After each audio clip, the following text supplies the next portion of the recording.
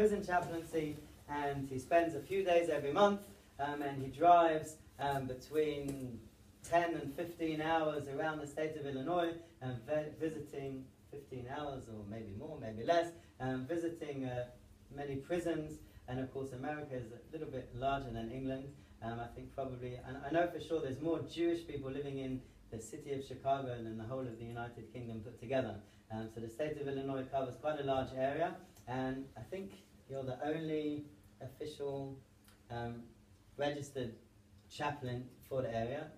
Over the last year, two of my brother-in-laws have come to Chicago, moved to Chicago, and have joined a new organization which has recently been opened in memory of my late mother-in-law, and I think hopefully we'll hear a little bit about that today, called the Hinda Institute. So my father-in-law still primarily works with visiting prisons, and now two of my brother-in-laws are also involved in working with families of people who are either in prison at the moment or have come out. Of course, aftercare is also very important, and also some of the prisons down south, many hours drive away. My brother-in-law, who has relocated to that area, now visits those prisons. So I think without further ado, it gives me a great pleasure to call Rabbi Scheiman from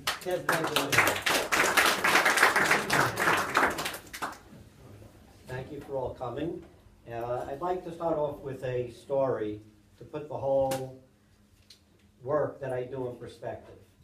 And I don't want anybody, by the time you leave here tonight, ever to have in your mind Jewish prisoner.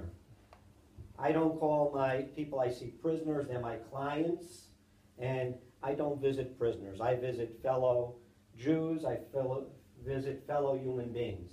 And I learned this from my teacher, the Lubavitcher Rebbe, and this is the story that happened. In the United States, there are different systems to the prisons. For instance, I go to county jails. I live in a county called Cook County. Cook County is the largest one-site prison. It's a jail. That's where innocent people go before they go to trial. So Cook County is the largest one-site jail in the entire world. On top of it, it's the largest mental health institution in the United States. Most of the people that are in the jail have mental illness. They're really not. In America, they closed down a lot of mental health institutions, and those people ended up in the prison system instead. So that's a county jail. Then the state of Illinois, where I live, each state has its own system. And then there's the federal system. The whole United States is run by the United States government. That's the federal system. So this story takes place with the federal system. Just like in all prison systems, you can imagine there's different degrees of security because there's different crimes that people are put into prison for.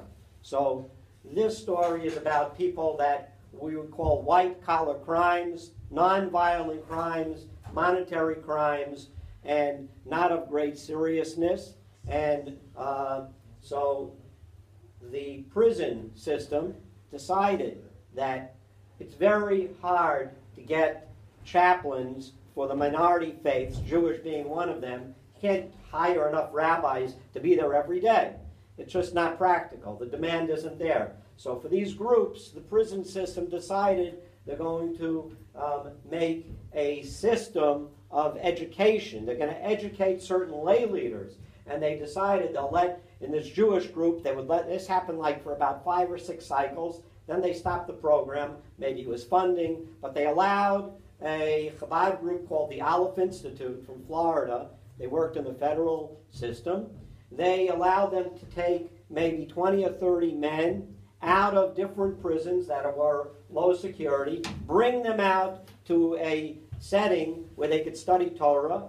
They brought them to a yeshiva in New Jersey, and they would study for 2 or 3 weeks, and these people would go back as the leaders in their prison, the lay leaders, because the rabbi maybe comes once a week at most, and what happens the other 6 days of the week? So it was to train these people to be leaders.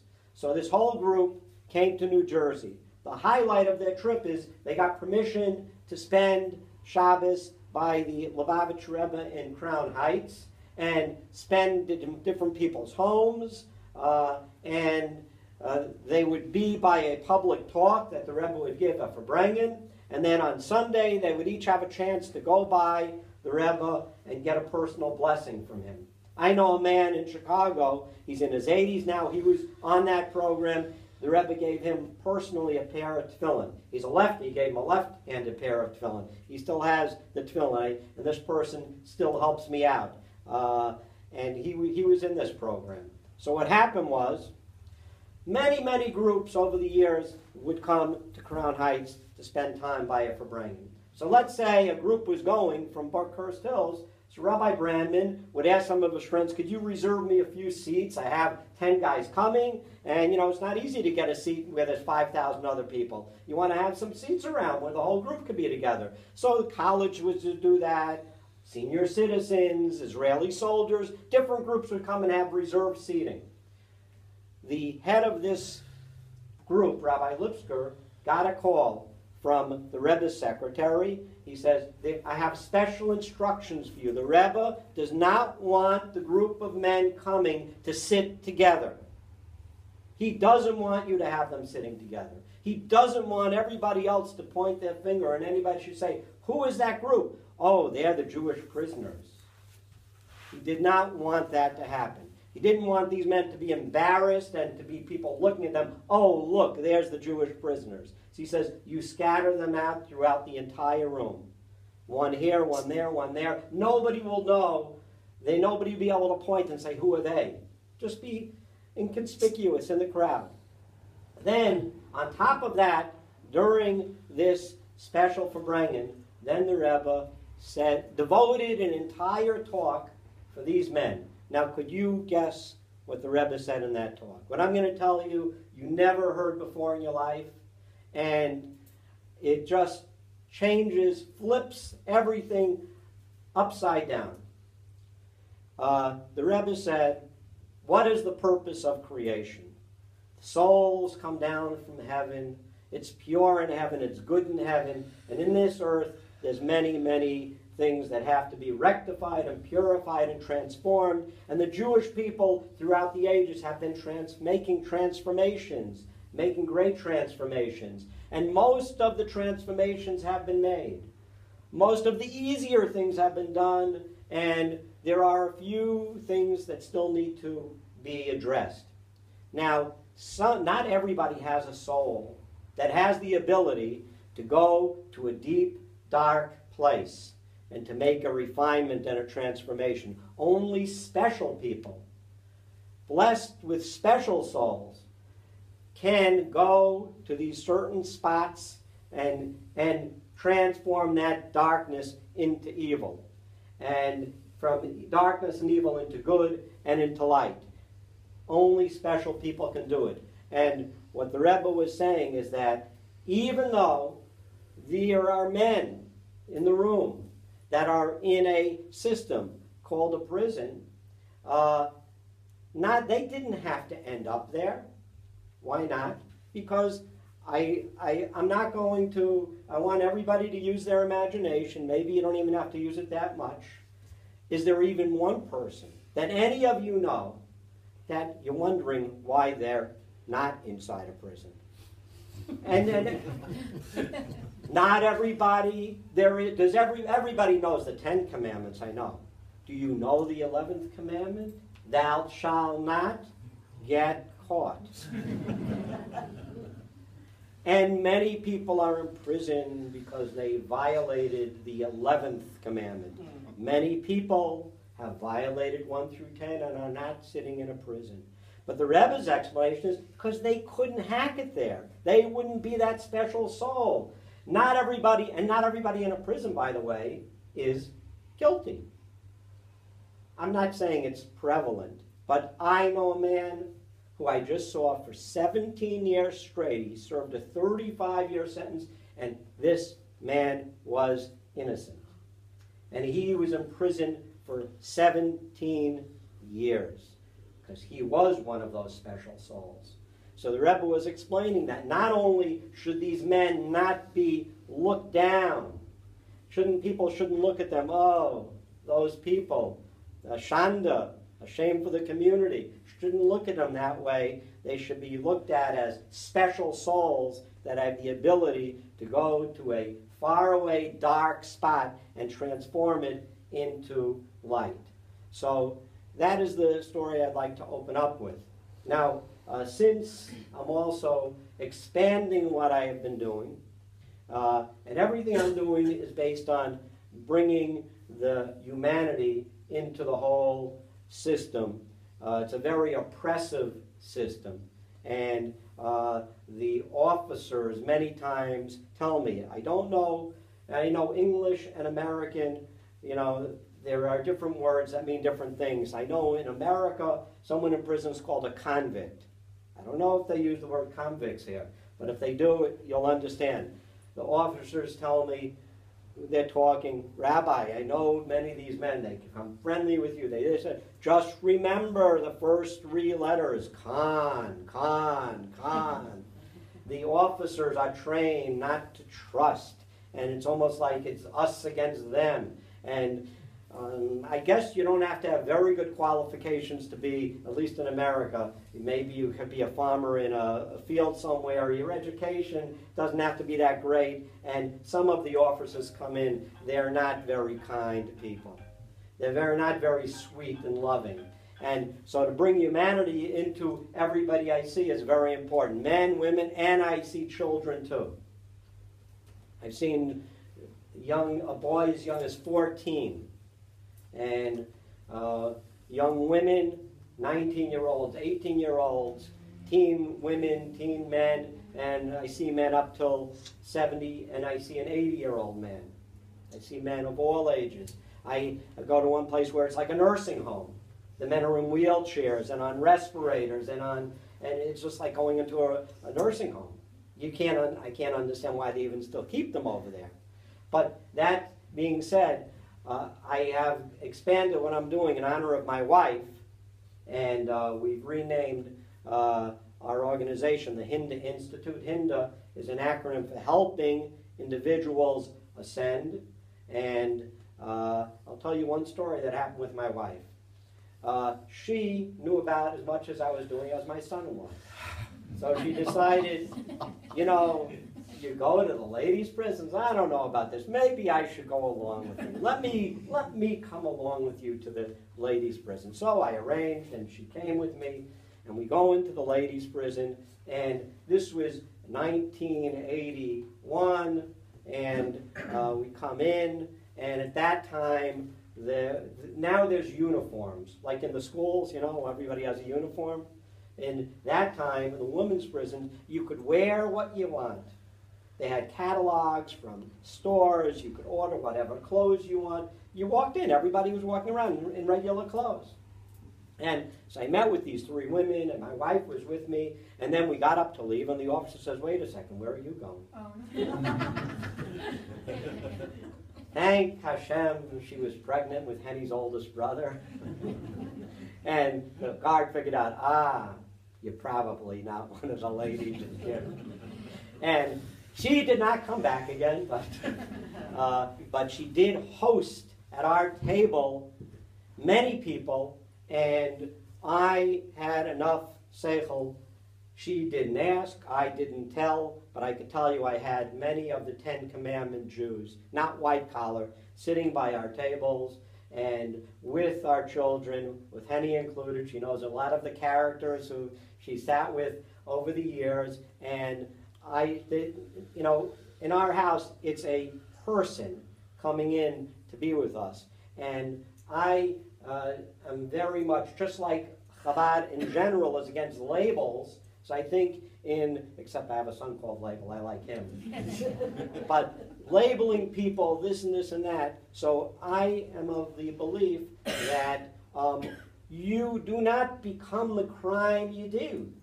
You are not I don't even want to use the words because the labels that are used are, you know, some of them are things that if you hear somebody with that label, you don't even want to know about them. People that have to register that this, and they have to register that. That's not what they are.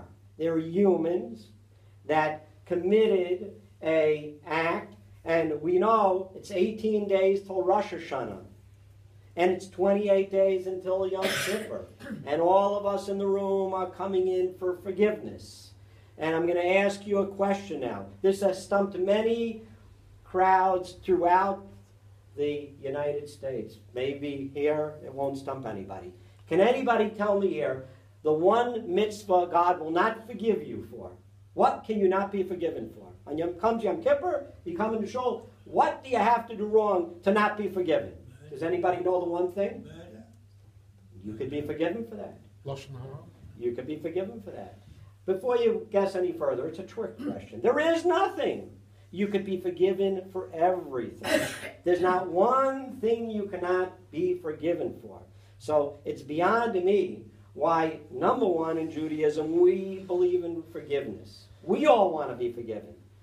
Number two, here's men and women that not only did they go to Shul on Yom Kippur, they paid a price to society. They sat for 10 years, 5 years, 10 years, they paid restitution, they did community service, they did X, Y, and Z. Why can't they continue their lives when they leave? So my job, what I've been doing since 1980, so it's a little more than 30 years, is I've been first, I believe, and this is taught in Hasidic philosophy, that there's an element of light and goodness everywhere. So I find a special pleasure in going into places that people are horrified to go into, and seeing people that other people just would call monsters, and I'm able to find a human inside that over there. There's a Jewish soul, and every Jewish soul is pure, and there is an element of light in everybody and in everything. And I've seen unbelievable transformations. I've seen people that have done the worst crimes and I'm going to tell you a story. This is a story of transformation. And this is one of the first people that I ever saw. I saw him as a juvenile. At the age of 15 or 16, this young man, he grew up in a Jewish town called Skokie, and he had a Jewish girlfriend in Skokie, and they once were in a room together, and when they exited the room, only he exited. And I won't go further. It was a terrible crime. He was sentenced as an adult, because it was so serious, and he was sentenced to do 14 to 21 years. And but since he wasn't 18 yet, he couldn't go into the adult prison. So I started seeing him. He was 16, 17, and by the time he became 7 years old, he was 24. So that's 14, because the way it works is every day you're in prison, if you behave yourself, it's like you get credit for 1 day. So 7 years is 14 years. It was 14 to 21 years. That means after 14 years, he was under a law. That law changed. It doesn't exist anymore. Where a group of people could decide, are you ready to re-enter? He had so transformed his life that they said he was ready to go home. So he went home at 24. He went to yeshiva in Morristown. He learned to become a rabbinic student. I mean, he really changed his life around. Totally changed his life. Then came a very important, you're not going to, this is questions. Rabbis get questions. Rabbi, I want to get married. Okay, now I have to go ask other rabbis, okay, what happens? Which shadchan is going to set this guy up? Well, so the question is, who has to know? I knew what he did. The head of the yeshiva knew what he did. None of the students knew what he did. Nobody else knew what he did. So what's he going to put out publicly? He's not. So the rabbis that I consulted with said he doesn't have to disclose anything until he meets someone, they like each other, they see each other a number of times, and they're ready to then, he says at that point, he's got to have one more meeting and spill the beans to someone who he may spend the rest of his life with. And that's what he did. And this woman, still, they went by the Lubavitcher Rebbe. They got an answer. They wrote in. The Rebbe gave a blessing. They should both get married. In the middle, the girl started getting a little nervous, and they went by again for dollars. The Rebbe encouraged them not to break off the engagement, to get married, and they got married. I went to the wedding. And by the wedding, this young man's head of the yeshiva came to me, whispered him, he said, so-and-so, I won't even give you his name, because somebody, you never know who knows what.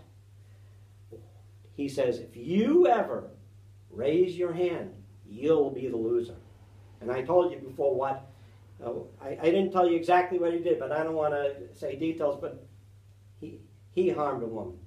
He said, if you ever raise your hand, you'll be the loser. Well, the most amazing thing happened. After he got married, number one, the Kala was crying by the chuppah. She was crying by the wedding.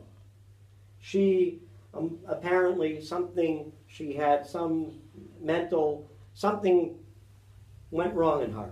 And she started, the wedding lasted 3 months, because first she started coming home and verbally abusing him. Then she started spitting at him, throwing things at him, biting him, kicking him, hitting him. He got a divorce. And he never raised a hand. And then he came back to me and said, Rabbi Scheiman, what's this all about? And the only thing I was able to tell him was another story. This is a story that goes back to the first Lubavitcher Rebbe. And the first Lubavitcher Rebbe had a chassid. And he used to be the kindest, nicest man. And he used to give classes in the synagogue, and everybody came and loved him. And the only thing he was plagued with was a wife that would embarrass him publicly. He would be in front of the class. She would say things to him. He would turn red and white, and it was horrible. And he had a chance to have a private audience with the Alter Rebbe. And he went in, he told him about the marriage. And the Alter Rebbe said, I think you should remain married. Remain married. So the man got more patience, and he just pulled himself together more to bear the insults of his wife, but she got worse. She must have gone to one of these stand-up comics who just, make fun of people in the front row. She was doing that to her husband all the time. And the second time he went into the Alter Rebbe, he already was had high blood pressure and heart condition already. And the Alter Rebbe said, stay married. Don't get divorced, stay married. And she got even worse. He had more patience, but the third time he went back to the Alter Rebbe, he was on the verge of a nervous breakdown himself. They were going to put him in the loony bin. That would have been it. So the Alter Rebbe saw he can't just tell him. He says, I have to give you some explanation now. And he told him that in order for you to understand your marriage, you have to understand about souls. This is something holy people could do. I don't know about souls. Don't worry about it. Very few of us know about souls. But a Rebbe knows about souls. And he told him that your soul came from a person who lived during the first Beis Hamikdash. And at that time, the prophets were always speaking about idolatry. Idolatry, that was the big sin. And you know what the penalty is for idolatry. It is one of the 10 Commandments, capital punishment. We come over here, we daven how many times a day? Shachris Mincha Ma'ariv. They worship idols, Shachris Mincha Ma'ariv. So if a soul was very observant in his idolatry, he can, when you died, that soul, the death, atoned for one of those times. And it says in the Talmud that what's worse, a person would rather die than be embarrassed publicly. Because when you embarrass a person publicly and the blood rushes from their face, that's the most horrible feeling. Your wife, who's part of yours, saw what you needed. She has been cleansing your soul. Every time she's been embarrassing you, it's been cleansing one of those. And this will not go on perpetually. This is her spiritual understanding of what needs to be done. After that, he used to buy her candies after she insulted him, and flowers, and took her out to the restaurant. I mean, the marriage went okay the rest of the time. He had an understanding. So I told this young man, I said, again, I don't know about souls, but I know what it says in the Rambam, that how do you know if a person repented if they come into the same position again? And they're not an old guy, 95 years old. It's the same young person, and they have the same power, and they're in the same position, and they act differently, then you know they really repented. So for this one person to do what he did at 16 to a woman, and then here, not only he's being provoked by a woman and daily for 3 months and he doesn't lift a hand, he really did tshuva. He ended up getting married a second time. He ended up having children, and his children learn in nice Jewish organizations, bas mitzvah, bar mitzvah, and hopefully they'll get married. And don't worry, he still doesn't have such an easy time. He ended up getting divorced from his second wife. But again, we spoke about this, that I don't know what the price he has to pay for his sin. There's a price. He understands he's paying a price, but he's accepting it. He's accepting it. So I'm just giving him as an example of someone that I went in, that everybody in the papers and everyone, oh, who wants to do it? How can you do such a thing? And he transformed into a proper Jew. And he himself, at different times, he himself ended up visiting prisons and helping out other people. And he really changed his life around. And this is what I always tell. One of the problems is when people leave, it's one thing to be inside a prison. You expect it to be hostile. So it's very nice to have a rabbi come in, treats you like a human being. And you know what I do when I go into prison? What do you think I do? I can't bring any whiskey with me, so I can't sit down and have a drink with the guy. And a lot of the people I'm seeing are not affiliated. They don't go to synagogues. Most of the people I see don't even have 2 Jewish parents. Very assimilated. So what do I speak to them about? I just come in and smile at them. And I just say, how's everything? And then the conversation just develops and develops. If they want to put on tefillin, I put on tefillin. You see those bars I'm standing by? Sometimes there's a man on the other side, and sometimes I put tefillin on through those bars, and that's a real bar mitzvah.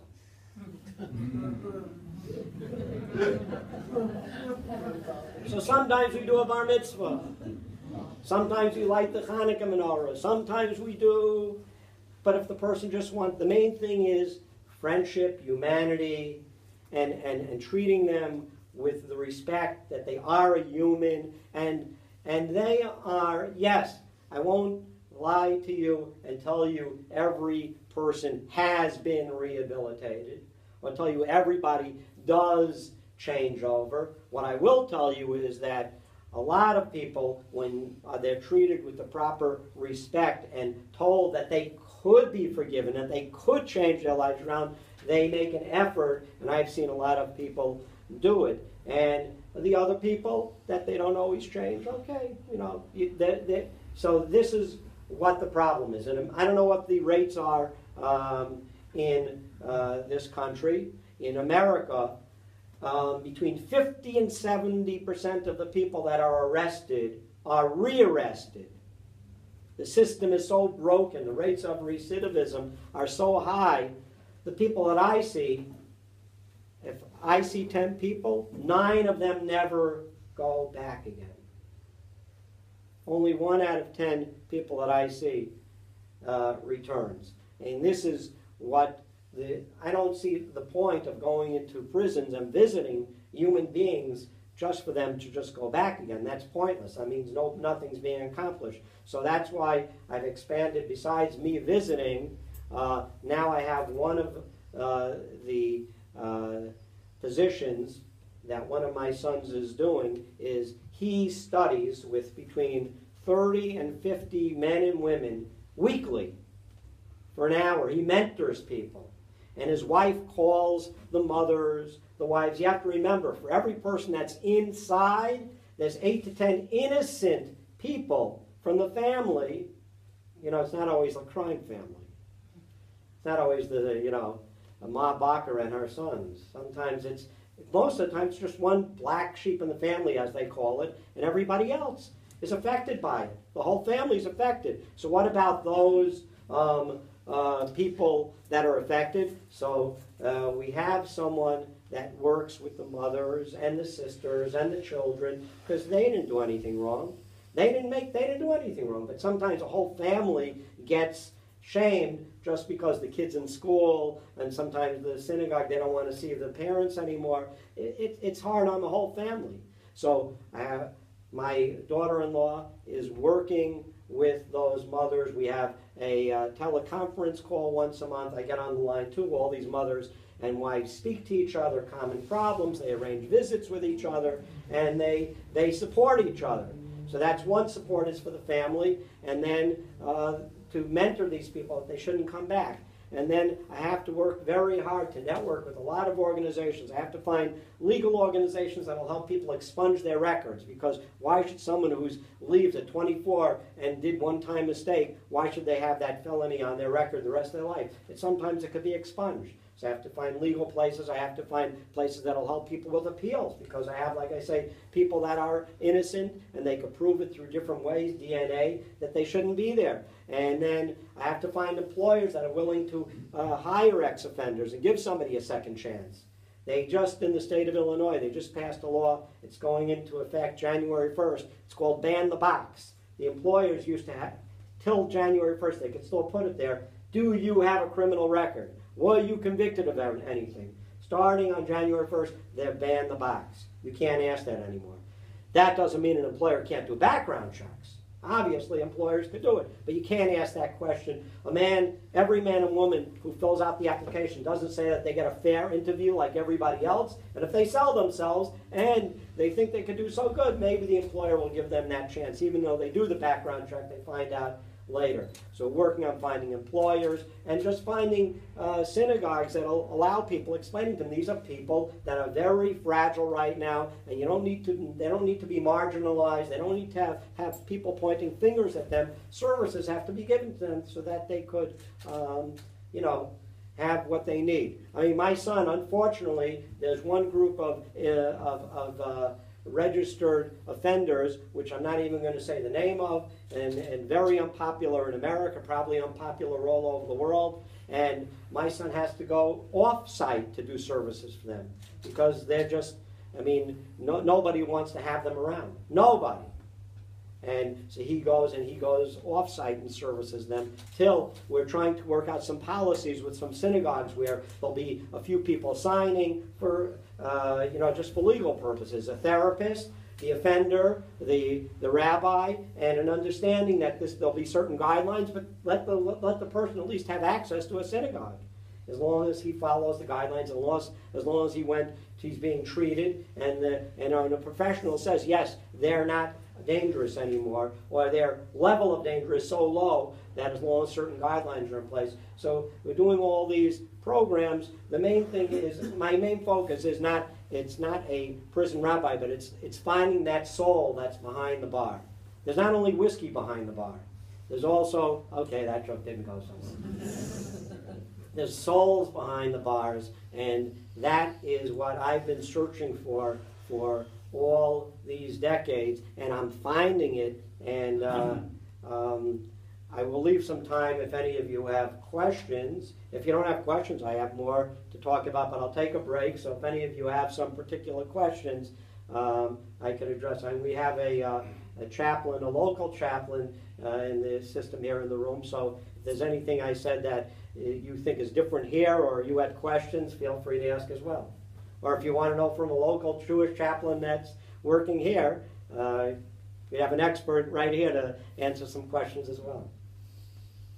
Thank you. When you go into a synagogue, into a prison, and you visit somebody who's not particularly religious, and you get to know them, do they feel embarrassed by a rabbi coming to see them? Do they welcome you? Do they, obviously, there are other religions within that compound where they are. Are they frightened of what might be said because, obviously, your appearance as a rabbi? The broader question is about anti-Semitism and our people, so it is very, very true that I have people that, see, when you go to register, you have the option to write down what you are, and one option is none. And I believe that for every 2 Jewish people I do know, there's a third that's too scared to declare. So I believe, and the reason I know that is every once in a while they come up, oh yeah, we have another guy, he just doesn't want to So there definitely is a portion of people I'm not even seeing because they're too scared of the implications of Jew. And now what I will tell you is, and what I have found is, anti-Semitism in prison a lot of times depends on the individual.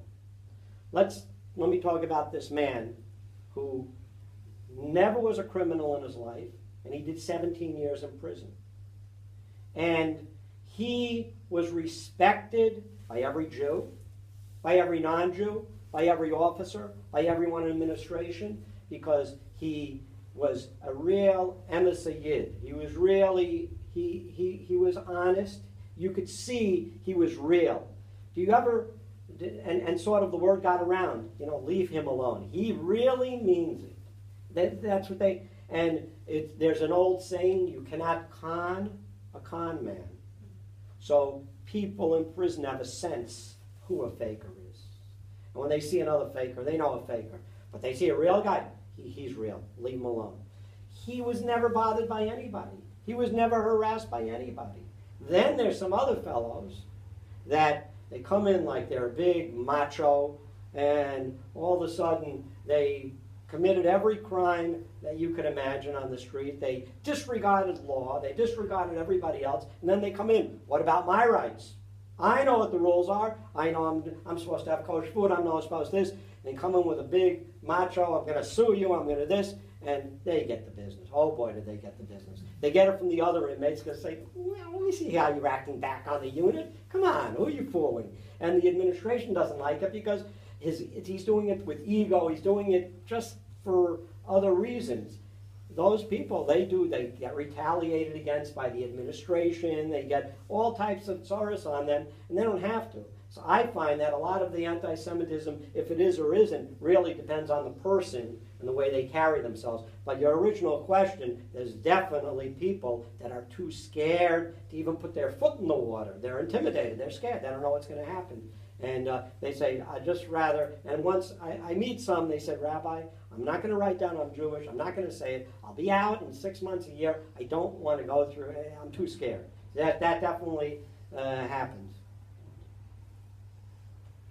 Talking about anti-Semitism, is there a particular crime that only the prison, the Jewish prisoners are there for? Or is there censors on that? Well, I would tell you that at least in the state of Illinois, the people I see, the more harsh, maximum security crimes are generally not the majority of the people in the prison system. Certainly not in the Jewish. And I would say most of the people I see either have an addiction problem, and they're there because of some either using, selling, or stealing to keep up their habit, so it's some addiction-based crime, or they really should be in a mental health institution, and because they're not getting the proper mental health, they committed a crime on the street, and then they're in a prison. They're not really getting treated. So most of the Jewish people I'm seeing would either be a mental health issue, or although I do have a Jew for every one of the 10 Commandments, unfortunately. But you're talking about the by and large. Let's say 50 to 70% are mental health or drug related or white collar, and the other 25, 30% are the more serious. So 7 out of 10 people are seeing are more drug related or mental health issues. Is it confidential, your meeting, and is it private, or the prison guards around you? It's a very interesting question. Usually, most of the places I go to is in a chapel, so I'm not seeing somebody one-on-one. I'm seeing a group of people that come together, and that itself, the chaplains have the ability to watch him by camera because they have to monitor what I'm saying. They have certain clergy from other faiths which incite race problems and this problem. So they have to monitor what's being said. If I go straight to a man's room, one-on-one, there are times when there's somebody right over my shoulder and is looking. They have that right. They're security. They claim security. I have had confidential conversations with men and with women. I've had the opportunity to have confidential, and yes, that does remain. If it is confidential, it wasn't taped, nothing, it remains confidential. That's the law. The only exception is if I find out, that they're planning something that would endanger the security of the prison, then I'm obligated to say that. But other than that, if a person's telling me they did what they did and they're asking for tshuva and can they be forgiven and they're crying their soul out, that's confidential. You spoke about post-prison and a lot of the work you do post-prison, and you said it's quite effective. What sort of jobs do people get into? Are they not well respected, that's the wrong word. Do they end up doing jobs that give them some sort of fulfilment, or are they sort of Monday to Friday, 9 to 5, self-sacrifice type jobs? What a person could do when he gets out of prison really varies from person to person.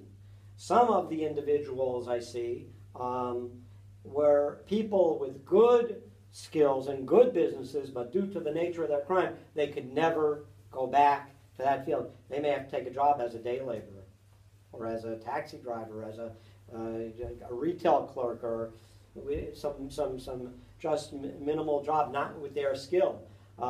Other people still are able to continue their business because their crime has nothing to do with what they're doing. They're able to go back out what they were doing. Some people never had skills. I've had one man that from the age of 15 to 35, his job was standing on a street in Chicago and selling certain items which weren't legal. That's what he did.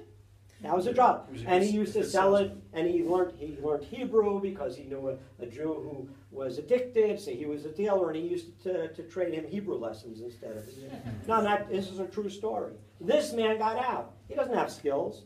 He ended up going to the gym. I forgot what it's called. And he started working out, and he eventually became a personal trainer. First working for them, and now he has his own clients, and he's built it up so much. He's never stopped doing that. He's been doing it he's been to my house for 2 years in a row. He came by Pesach. This year he made his own Pesach. And he just built it up. So he had no skills, but he found something to do. And a lot of people, though, they don't know what to do. Nobody will hire them. They just take these jobs, whatever they can get. Sometimes it's hard to find people jobs. But, again, it depends on the family. Some families have a business, they hire, And then what happens, I have some people that have families, they hire them, but they haven't totally conquered their addiction problem, so they get back into they become, instead of being in recovery, they become active users again, and then they break the hearts of the families, and then they really have no place to turn to. So, there's a lot of dynamics involved from person to person. But there could be someone who knew nothing that builds himself up, and someone who had everything and then ends up having nothing, loses it all. Either deliberately or by default, do you ever see non-Jewish clients? And if you do, have you any interesting stories or experiences there? Well, it just so happens that I see more non-Jews than Jews. In order for me to see Jews, I have to see the non-Jews. Why, you may ask? Because the state of Illinois does not follow the laws of the Torah that you have to have a Jewish mother or have a conversion according to Judaism. The law in the United States is you could self-declare and say whatever you are, and if you have that sincerely held belief and nobody can challenge you or that you're sincere about it, you have to be allowed to do that. And since if you declare as Jewish, you could get these special meals called kosher meals. So, so there's many people that self-declare so they can get kosher, and I don't have to see them if they don't ask to see me. So, out of, let's say, if there's 40 people declaring Jewish in one place, there's a place where I have 2 Jews I know about. There's 40 people listed as Jewish. there's about another 10 that besides Jewish, they also want to see the rabbi because I tell them such good jokes. And so they want to, so I end up seeing a lot of non-Jews. Now, I am blessed to have learned, again under the Lubavitcher Rebbe, that there's a mission for Jewish people to teach non-Jewish people. So I teach them, and I'll tell you a story that happened. This is a story, this happened in 1983. And I was just early going into the prisons, and at that time, there was a time, I won't tell you the whole story because there's not enough time, but there was a time I couldn't even get the list who the Jews were. Finally, I got the list, and then I found out not everybody on that list is Jewish. So there was one man, I was only going to a handful of prisons. I had an attorney who agreed to drive me to the prison. He would pay for the gas and the ride. And I was going to this far place of this young man who I told you got married, he became a chassid. But there was another prison on the way I never went to, a maximum security prison. And there was a man there, his name was Jeffrey. Now we all know Jewish Jeffreys, right? But combined with the last name of Jarvis, I don't know. But you never know. Maybe Jeffrey's mother was Cohen and his father's name was Jarvis, and he's Jeffrey Jarvis. So I go to the prison, and when I get to the prison, I'm waiting in the visiting room, and when I come in, one man after another man after another man is coming, and this guy starts walking towards me, and trust me, there was nothing Jewish about him. Nothing, the farthest thing from looking Jewish. And I say, "Are you Jeffrey Jarvis?" He says, "Yeah, I'm Jeffrey Jarvis." I said, "Are you Jewish?" He said, "Well, I'm not really Jewish, I'm Baptist, but I'm trying, maybe." I said, what did you do?" He said, "What did I do? I'm not here for what I did, I'm here for what I have to do." I said, "What do you have to do?" He says, "I'm a prophet from God Almighty, and I need to spread the word of the Lord." I said, "Jeffrey, the Lord has heard your prayers today. I have been spoken to, and here are these 7 things I was told to give over to you." And I told them the 7 laws of Noah, and I told them, please spread them. And whatever happened to Jeffrey Jarvis after that, I don't know. And then there was another story where I let the opportunity slip away.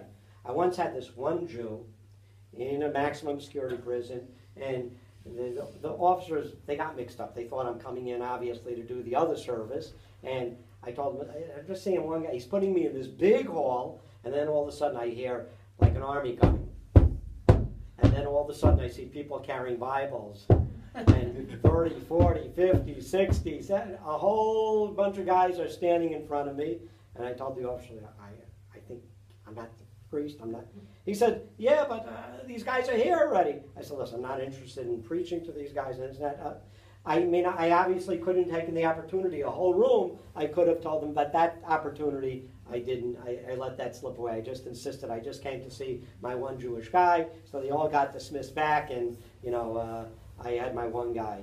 And so, yes, I do see non-Jewish people, but I'm just as compassionate and nice to them as I am to my Jewish clients. Those are my non-Jewish clients, and I do keep in touch with them. And my son actually learns with about 5. He has different categories of clients. I have about 5 or 6 of the non-Jewish clients. They're not going to convert, but they still want to keep learning. So he mentors them as well and studies with them. And they remain, it's okay if they're good citizens too, right? So I help Jews and non-Jews alike, probably help more non-Jews than I actually help Jews. You said that most of the prisoners that you come in contact with are there probably for some sort of addiction. I'm wondering whether you're able to provide help or get help for them to counsel with the addictions that they have. Well, that is one of the areas that I'm networking with different organizations within the Jewish community, and I encourage all of my clients with addiction problems to get treatment. And it's very hard. I mean, it's a very, very, very difficult. Those are the 1 out of 10 that usually end up going back, especially something like heroin. Very hard. All addictions are hard, but I find that A lot of my clients with a heroin addiction, very, very difficult. It maybe takes 3-4 times before they finally break the cycle. Do they get state help? Huh? Do They could get state help. They're mandated. They go into treatment. They get part of their parole is they have to go into services, and you know, it's very difficult. They need a lot of help. It's very difficult. I don't have an answer for everybody. You can help somebody who wants to be helped and put the help out there, and some people, you know, don't always take the help. Have you ever felt scared? I could say no. It is scary, but I haven't been scared to the point like a phobia, like, oh, I don't want to go into that place. I never felt like I didn't want to go. For me, it's more of a challenge. The tougher the place, the more I want to go. It's, you know, get into the toughest spot. The toughest spot in Illinois was closed down by the government because it was too inhumane. It was called the super maximum prison. I had one Jewish man there. And by him, I couldn't do a bar mitzvah. We had to do a chuck hole mitzvah. There was just one little box to flip open. We had to go through the chuck hole.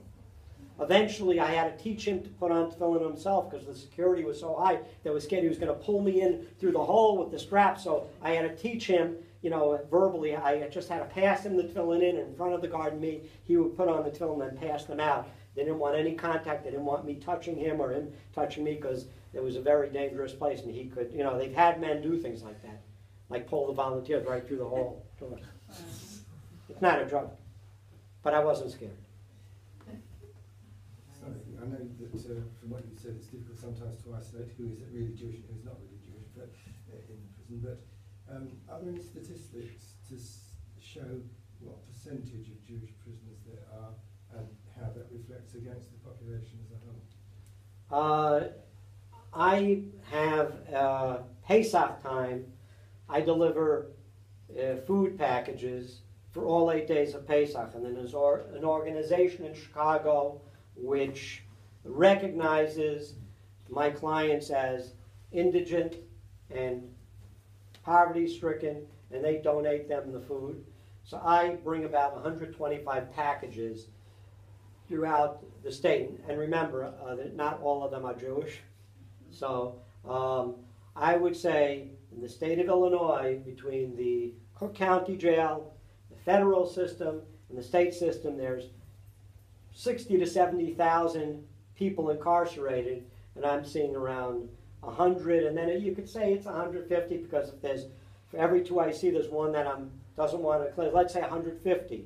So I don't know what rate, but I think that rate is lower than maybe the population of Chicago to the general population. It's not a very high percentage. In Cook County Jail, on any day, the largest one-side jail, there's 10,000 people, and it's rare to have 1 million of Jews there. It's about 1 for every 1,000. About 1 for every 1,000. Too many, though. Too many. Do you have synagogue services in the prisons? Thank God not, because I don't have 1 million in any of them. However, this gentleman, who I told you was there 17 years, in his prison they established a prayer room, and he went every morning to put on tefillin, and other men were able to come with him. They spent an hour, and so he would put on tefillin with whoever would come. He taught Hebrew to numerous men, and then, you know, during holidays, they have a Seder together. They allow them, for the 8 days of Hanukkah, they allow them to come together as a group to light the candles together. And on Rosh Hashanah Yom Kippur, if one of them could learn, I could teach one how to blow the shofar. We'll get together, you know, an hour here, an hour there. They won't spend a whole day together. So there are some federal prisons where there are more than 1 million, and they're sad to say, in America, you have some, what we would call a frum prison. It's very sad. I mean, they have rabbis and religious Jews, and they study Gemara every day. They have a Gemara share, and they have 1 million. They have 3 million a day. It's very sad, just of the people that are there. Very, very sad. Very sad indeed. There's other places in the federal system which have 10, 20, 30 Jews. So there's an organization called the Aleph Institute which sends students in to, they park a camper in the parking lot and they go in for the 2 days of Rosh Hashanah. They bring a Torah with them and they gather with the men and they make a minyan. So, but none of the places in the state of Illinois have enough men to even make a minyan, and I'm glad, and I'm not looking for it. I'm one rabbi not looking for a minyan. Holy days when they don't want to work, for example, the Shabbos or the Shabbat, can anyone follow the holy days? You know, for According to whatever. according to law, Yeah, they should. they may. They have the right. They have work proscription days that they could. There's a certain amount of days in advance, 45 days in advance. If you write to the administration, to the chaplain, that you would like to take this day, they have days that they allow you to take off, and you can observe properly to the best of your ability. It's not perfect, but then you don't have to go to a job, you don't have to go to an assignment. You're allowed to have Shabbos and Yom Tov. If you'd like, you could have it. They caused all this trouble, the Jews there. They caused all this trouble. They must be saying. Every religion gets their rights. So Yeah. all the different religions have things that they have to do for. I have a man who, Henny knows him. He passed away since. His name was Mr. Ross, and Rosh Hashanah is his birthday, and his yard site was just a few weeks ago. And when he was in prison, he got out on an appeal. He went to the Morristown Yeshiva too. He came back. They let him take his hat and jacket into prison with him. He was there alone, but they let him make Havdalah in prison. He had the summum and a candle to make Havdalah. He had his own shofar to blow every morning between now and Rosh Hashanah, and he had to fill in and kosher food. And even between Rosh Hashanah and Yom Kippur, the warden took him in a car and drove him to a local river so he could do tashla. And they put a sukkah up for him. So with religious accommodations, everything, yarmulke, tzitzis, kosher food, all the yontif, sukkah, shofar, lulav, esrog, you name it, Megillah reading. We had a minyan come in for his yard site. And so that was, we brought a minyan. He was one man there. We brought 9 other Jews to him. And Lucky he didn't get a boat, arrange a boat on that river for his touch. yeah, well, he wasn't going to do that. He was trustworthy as far as... It's transpired, certainly in the UK, in the last 6 months, the last 12 months, and it's become pretty public in the media, that a lot of fundamentalists from different religions are stirring up and inciting racial hatred in prisons as opposed to any other institution. And only in the press recently they found that certain imams going into prisons are creating racial tension in Muslim fundamentalists. Have you, from your experience, seen anything similar in America? Yes, I mentioned that previously, that all the services are monitored, and they will not tolerate ministers from any faith coming in and stirring up, inciting riots or anything like that. It won't be tolerated. They'll ban them from the prisons. They read all the materials. What I experience is I can't bring in whatever I want. Everything I bring, they have to do everything across the board. They can't say, obviously, nothing's obvious. I don't think that it's because of me that they're reviewing religious texts coming in. But in America, the security is such that nobody could officially bring anything in. Has to be reviewed first. What are you giving out? You want to give that out? Let's read it first. If they find something inflammatory in there, they won't let it in, and they'll throw that minister out. They won't tolerate it in America. They're very, very, very adamant. We're not going to have inflammatory remarks, and the security of an institution gets broken down through that. You can't have it. Violence, and can't afford it. Shall I say something? Yeah, sure. Local, the word from the local chaplain in this system here. If you want to know about the English system. Have you had anyone prior to execution? You know, have you ever had to speak to a prisoner before he's executed? No. I've never had a Jewish inmate facing execution. Okay, my name is Lewis. I've been a prison chaplain for 3.5 years. People find it very confusing when they call me rabbi and I have to tell them I'm not. It's interesting, you know, listening to you and then thinking what's the same, what's different. I can only talk about the prisons where I'm at, so I'm talking specifically. I serve a prison cluster on the Isle of Sheppey,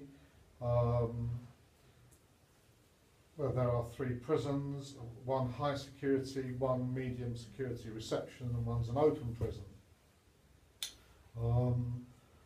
There are about 30 people who are registered as Jews. That is more than 10% of the entire Jewish prison population, which itself is probably less than 0.5% of the whole population. So very few Jews in prison. I've had people say to me, oh, they must be all, you know, white-collar crimes, and I say, no.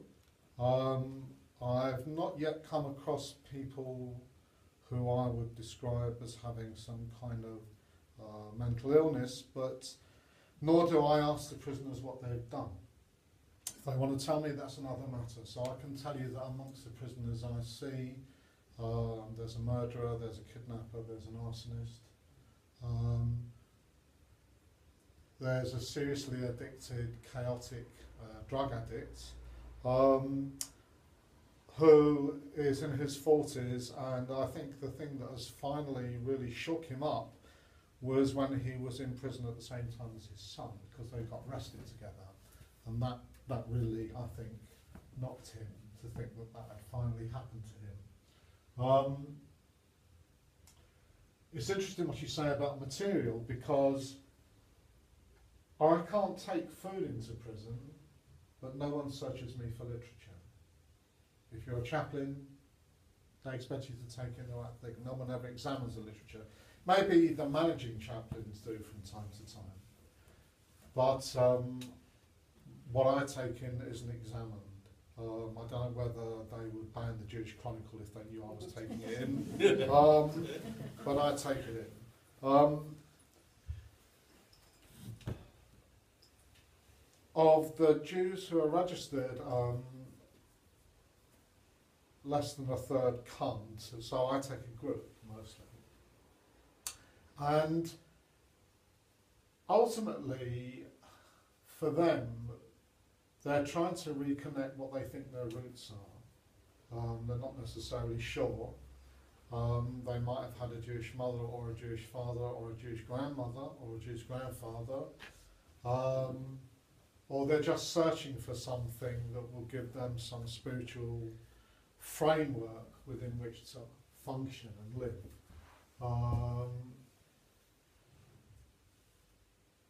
I think of them as people, and I go there and I enjoy their company, and I hope they enjoy mine, and that's pretty much the basis on which I work. And I tell them stuff about myself, which sometimes they think is really funny.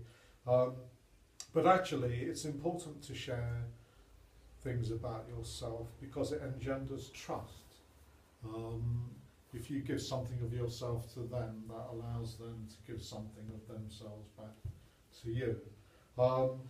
At the moment, I do try and create a structure. So the prisoners I see, with one exception so far, cannot read Hebrew. So I found a transliterated art scroll.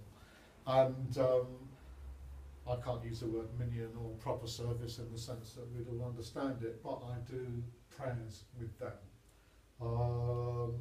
And they want it as well. They want to have, it would probably be a bit too, I don't know what I'd call it, arrogant perhaps to say they want sacred space, but they want something, they want some spiritual space in a place where there is not much spirituality. So in a sense, it's partly I feel obligated to try and create such a space.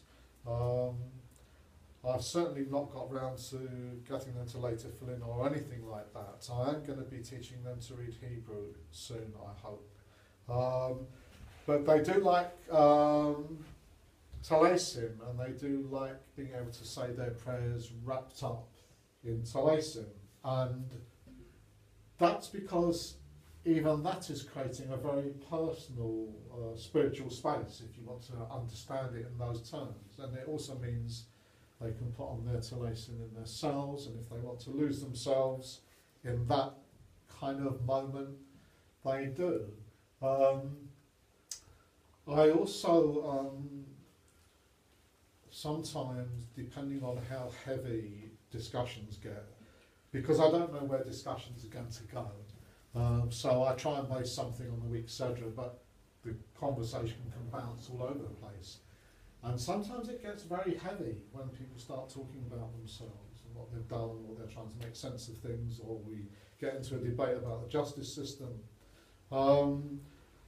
So it's sometimes, I don't want them to leave with that heaviness. So something I've started doing with them, which some of them seem to like, is we have a moment of peace and quiet at the end. I get them all to shut their eyes, and then we quietly say the first line of the Shema 3 times. It's like a little, it's using the first line of the Shema as a meditation really, but just to bring that, heaviness down so they leave in a lighter state. I'm also learning a lot because of them, because they're very perceptive, and they enjoy setting me challenges. So occasionally they ask me questions, I have no idea what the answer is, and I have to go off and find the answer. And that's really interesting for me. I have to look at online Talmuds, and I found an English online Talmud, and I look at Chabad stuff, and I go away and I have to learn, and then I have to come back to them and say, this is what I found, it says da da da da da da da. So that's also interesting. They want to learn, and they like to know about things, and they like to know about the detail. And it seems to me that particularly for people who have got tariffs of 30 years, say, they need to kind of lose themselves in something, and they also need to hang on to something. You were talking about the guy who'd been in prison for 17 years, who was innocent. I have constant dialogues now. When I say to a group of people, I'm a prison chaplain, you get straight into capital punishment and all this kind of thing. But when someone's murdered someone at the age of 16, I've got someone in my group who murdered someone at the age of 16 when they were on drugs. They're now 28. And they're a very different kind of person. In fact, if anything, the prisoner provided them with a stable family, community life that they never had before. And so you say to yourself, well, how much longer have they got to stay here in order to kind of redeem their crime, on behalf of society? What point is it serving?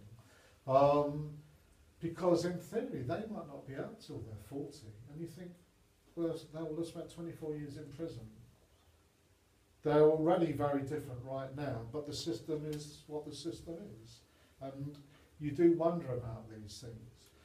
And prisoners move about as well, so you might think you're building up a kind of rapport with someone, and then they're gone, because the system has moved them on to another prison. And they get very little notice sometimes. They might be told the night before that they're moving. Their families won't know. Their families will find out afterwards.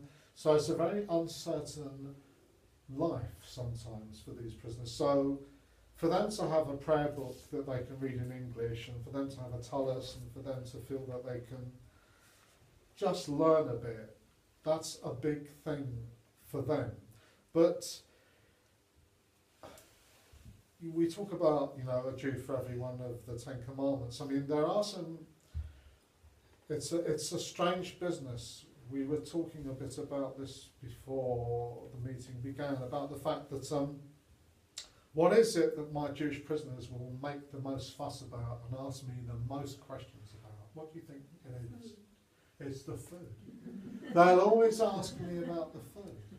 You know, when am I getting my kosher meals? Why can't I order this? Why can't I order that? And it's a big thing. And the problem, and I see it as a kind of moral dilemma on one level, because, you know, prison, you could argue, should rehabilitate, but is it really meant to be a hotel? What's all that about? Kosher meals are expensive. So one kosher meal costs the equivalent of about 3 days' food budget for one prisoner who's not Jewish. So it's a big thing to get kosher meals, even though there's not many Jewish prisoners. It's a big thing. And it is interesting that when people get inside prison, we were talking about the violation of other people's rights, and then someone goes to prison, and the first thing they're worried about is their own rights. And so you have these kind of interesting little dilemmas that you have to talk about. But if I brought the high security prisoners into this room and sat them amongst you, and they were dressed in civvies, most of them, you wouldn't have the foggiest idea that they were a prisoner. You'd get chatting to them, you'd think, well, you'd say to me afterwards, that was a really nice guy. He was really interesting to talk to. He's got an interesting background. Some of them have got amazing backgrounds, and some of them have led lives of total chaos. But on the whole, you wouldn't necessarily know that they were that sort of person. You wouldn't know, and the thing is, we all like, I think, forgive me for saying this, but we all like to think of ourselves as decent human beings. That's what I think we'd all like to think of ourselves as. And some of the prisoners that I deal with, they were decent human beings, and I think they are quite decent human beings, but they had some crazy moment. For whatever reasons, they had a crazy moment. I'll give you one example of a guy who's in his early 30s now. Someone was telling him constantly that they were going to kill his family. And they kept telling him this. And he got to a point where he couldn't cope with it anymore. And he went to see this person. He didn't take a gun with him, but this person had a gun in the house. And the long and the short of it was that he killed this person with their own gun. And even though the judge recognised that there were some mitigating circumstances because he'd felt under such terrible pressure he didn't know what to do, he got a heavy tariff. And he really cares about his Judaism, and if he could go and live in Israel right now, I think he would. He'd just disappear and go there. But he will have to stay in prison for a lengthy period, probably 20 years at least. And so this is, if you met him, if I didn't tell you who he was and he just sat down with you, you wouldn't. You think, oh, he's an interesting South London boy or something like this, you might think. Nice chap, pleasant to talk to, you wouldn't know. And I think sometimes it's also useful to remind ourselves, and going back to the labelling, sometimes I think we label people because it makes it easier for us. We don't have to understand. If you label someone, you don't have to understand them. You just say, they're a prisoner, they're a Muslim, they're a burglar, they're a paedophile. You can label them, and that saves you from having to ever think about who they are. But it's, do we really want to do that? If we label people, they stop being people, they just become something walking around with a label stuck to them. And so for me, when I visit them, I really don't know, I want to know what they've done, unless they choose to. I don't want to know. It's different here, I won't see them afterwards. I will never see them again. If they disappear out of the system, I will never see them again. And I actually don't know very much about what might happen to them.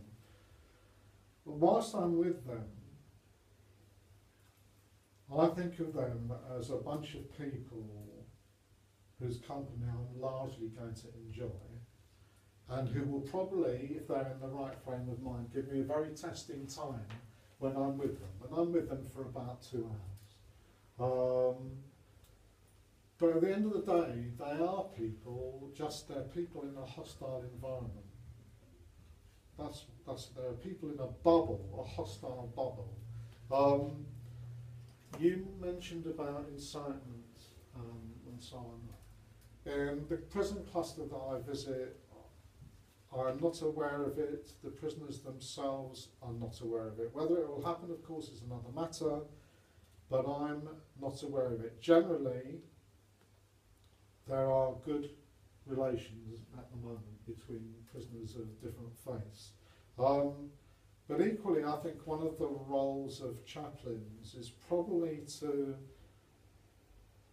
I don't know, keep a kind of peace going somehow. I can't think of a better way of describing it, but to keep a kind of peace going.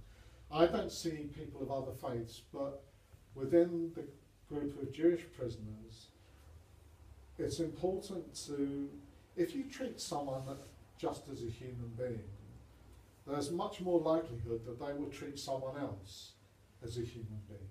Doesn't matter what crime they've committed. One of you might one day lose the plot completely and do something you would never have thought you would do. Well, we've done already. Oh, maybe you haven't, who knows? Thank you, I'll talk to you after. But, so if you treat people in prison as if they're human beings, if you treat people in prison as human beings, even if it goes against the grain, if you think, no, I shouldn't do that, these are bad people, they've done bad things. If you treat them as people, the chances are they will feel like people. And if they feel like people, they'll behave like people with a bit of luck. And if they behave like people, then even within that prison world, life might be a slightly better place. But it varies. To the prisons that I see, I mean, God, I can't imagine 10,000. There are 1,200 in each of them, and that's big. And the regime feels different. The regime feels different. I go to a much smaller prison in Suffolk to see one person. And the regime and the whole atmosphere feels very different. Someone asked you about whether you felt scared. I've never felt scared being with the prisoners. Never, never, never. I think in the prison where I'm at, the chaplaincy area is a kind of place that no one wants to usurp or abuse. Because one of the things about chaplains is that we're people between worlds. We exist in the between world of normality and prison life. And most prisoners, I believe, need that in-between world, which is a different kind of place. So we're the holders, I think, of that in-between world. And because of that, it always feels safe. And I think also in that world, for me at least, I sometimes feel the prisoners behave slightly differently because they know it's not the cell and it's not the prison officers, it's some mad person like myself coming in to spend a couple of hours with them, and that's okay. And what I've learnt, because it's a huge learning thing, is whatever it is you might have thought about people in prison, you've just got to chuck it all away. Preconceptions are of no use to anyone. You just have to say that's the person you're dealing with, and something went wrong, and they're here, and you've just got to deal with them. So that's my little spiel. Thank you. Thank you. Thank you for your great work. And if you ever come to Illinois, maybe we'll get you involved. Thank you. I'd like to conclude with one story that has nothing to do with a prisoner, but it has to do with prison. One of the prisons I go to is in southern Illinois, and any of you who know the American history, there was the Civil War. This is so far south in Illinois, they have the Confederate flags flying there. They're not very friendly to anything that the North stands for. It's very, very, very oppressive. It's a maximum security prison. It's a very hostile place. And if there would be a place I would be scared, it would be that place. And there's a chaplain there. He's a Lutheran. And he was always told me how bad he feels for the Jewish prisoners because they really are harassed by the officers in that institution. They really treat them badly. And he was friendly to me. And he was a man who, I came in one Hanukkah, and I don't know, do they do this in England on the Chabad flyers? Does it give a recipe by each holiday when you give out? So I always can't understand, we're here to give information out. How do you blow the shofar? How do you shofar? Who cares how you make potato latkes? Why do we have to give people? So I have this story which is going to, I know the answers. I went to this chaplain, this Lutheran chaplain. He's a quite large man. I figured he would appreciate a recipe. And I went to him and I said, I think you might like this. It's a recipe for potato latkes. So he looks at me, he says, latkes? My mother used to make latkes. My grandmother made latkes. Oh, I'm so glad you get it. I said, wait, what? I said, but you're a Lutheran. He says, well, that's what my mother and my grandmother made. I grew up in Peoria, which happens to be a Jewish community there. And I said, like, wait a second, why don't, he says, listen, I hear the way you speak to the non-Jewish guys. You tell them there's the 7 laws of Noah. I'll do that. What? I said, no, but like, it's very hard for them to make contact. Why don't you just ask your mother and grandmother? So the next month I came back, he said, he didn't ask his mother because his house, his father is a big anti-Semite. He worked for Pabst Blue Ribbon Beer Company. He used to beat his mother all the time. Very anti-Semitic man. He didn't want to ask his mother. He was scared. But he had an aunt, non-Jewish aunt. He says, okay, we'll spill the beans to you. Yeah, you're Jewish, and your name was going to be Mordechai when you get a bris. He didn't get a bris yet. He got a circumcision. He didn't get a bris. But, so here he is. He's 40. He's married to a non-Jewish lady. He's a Lutheran minister. He has 6 non-Jewish children. But that didn't matter. I put tefillin on with him. I don't want to keep you all night. I'm just really condensing the story to tell you it's not just prisoners that you run into in this work. He now has been elevated. He's the chief chaplain of the whole state.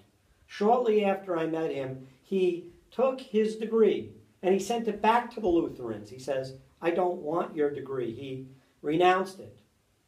And he had the Aleph Institute from Florida, send him in an application that he's Jewish and he's trained he could be a chaplain as Jewish under the Jewish faith. Put on tefillin. He did a lot of things, and I can't go through every single detail, but needless to say, he just won this year the head chaplain of award for the entire United States of America. He's done more as the head chaplain to help out me and my sons and the Jewish prisoners, because he is in a position where he could make sure for lighting Shabbos candles, for this, for that, for all different issues. And so this all came from the potato latke recipe. And who would think the Lutheran minister was? And just another short story, because you were talking about the incitement. And in Cook County Jail, there was a rabbi who was going there, an elderly man. And whenever there was a rabbi in another place that was going, I never wanted to step on their toes. But he unfortunately passed away. His soul's in a better place now. And the head of the council didn't want Louis Farrakhan, may his name rot away, to join the council. He didn't want the Nation of Islam to have a seat. And he figured, I know how to make sure. Let's get a rabbi to sit on the council. They'll never want to sit there with a rabbi. So this Baptist minister calls me over, and do I want to be in? So that's how I got into Cook County Jail. That was in the early 90s. And then I ended up speaking with him, and turns out his name's Moshe, his mother's Jewish, and I put on tefillin on the Baptist minister who tried to get me in so the Nation of Islam wouldn't come in. And then a few months later I met his wife. Turns out she's also has a Jewish mother. I went full of with his wife. So you never know along the way who you're going to meet besides that that are going around. There's other ministers, and so I want to take the opportunity. It's before Rosh Hashanah. A kasiva, a chasima tov. Everybody should be sealed and signed for a good, sweet year. Nothing but open and revealed goodness. Everybody should have a lot of children, a lot of shalom bayis. They should have an abundance of health. They should have an abundance of wealth, and it should all be revealed. We should have Mashiach. We should go to Israel. All the prisons should close down, and this should be the last time anybody speaks about this.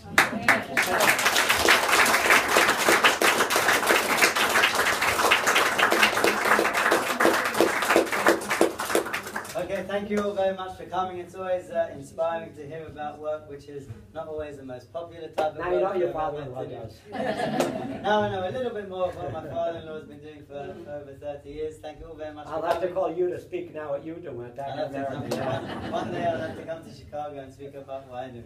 We're going to serve coffee and cake, tea, coffee and cake. And if any gentlemen would like to have a marriage, we'll go upstairs in a few minutes. But we have made tea, coffee, cakes, which we're going to pass around so you can enjoy some refreshments for a few minutes. Thank you very much. If anybody wants their own get out of free jail card, take it out.